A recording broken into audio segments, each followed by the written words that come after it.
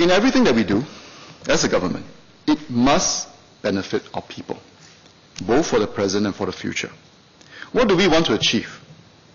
We want good jobs, wages, and opportunities for our people. We want a system that is fair, and we want to be able to develop and nurture the talents and abilities of a Singaporean core to the fullest potential. In this respect, we know that by being open, by being competitive, we are able to generate good jobs and opportunities for our people. We remain open to free movement, both of manpower and other resources, because if we are closed off, we'll be worse off. And I think a number of members in this chambers, at various occasions, have highlighted this, because they are concerned that if you overdo this, it can have a detrimental impact. And I think many Singaporeans understand that, and they're not asking for us to be closed off. They're asking for an appropriate balance. They're asking for fairness. At the same time, and I think it's important to emphasize this, it is only fair and reasonable that foreign firms and foreigners working here bear a responsibility to the local community. In a sense, this is somewhat of a social compact. We do not require global firms to give preferential treatments to locals, but they must be fair to Singaporeans. There must be equal opportunities for our people, whether at hiring or in advancement. There has to be a level playing field. So having articulated the thinking, how do we translate it into something that works? Now, this is a complex issue that I think it cannot just depend on one silver bullet to solve all the problems.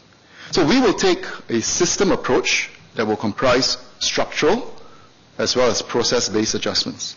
In essence, this is what we will do. In terms of structure, we will adjust our work pass frameworks. In fact, the changes made to the employment pass framework in January last year was aimed at addressing some of these concerns.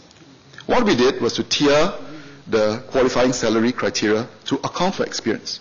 If you recall, previously it was $2,800, we raised it to $3,000, but it wasn't just an entry level at $3,000. We tiered it at different levels, meaning that if you were to come in at an older age with more experience, you would not qualify for employment pass only at $3,000. It would have to be higher because you need to pay for an appropriate level. And the intent was really to level the playing field so that more experienced foreigners do not undercut our own PMEs. Well, we have seen the numbers at the EP level drop by about 1,600 last year. This is the first time the EP numbers have dropped since 2003. Some have been converted to the S-Pass instead, because a lot of them were clustering actually at about $3,000. But now they'll be subject to DRC ratios and levies. So this formulation, I think, works and it has an impact. And as you are aware, we will now apply this same tiering concept to our S-Pass. But over and above that, I will make further adjustments to the EP framework, especially to the Q1 segment later this year. We are working on the details, but I believe that this, and the purpose of this, is to better help our junior to mid-level PMEs. Because the Q1 segment, I think, needs adjustment. Now, in terms of process, we expect all employers doing business in Singapore to comply with the tripartite guidelines on fair employment practices. Now, if there are issues, MOM will step in to investigate, and we will not hesitate to curtail work pass privileges. At the same time, we will also explore a practical, workable process where Singaporeans are given fair opportunity in the hiring process. And we will deepen the efforts with companies to develop a local pipeline for Singaporean talents. And this would be a consideration as companies are brought into Singapore.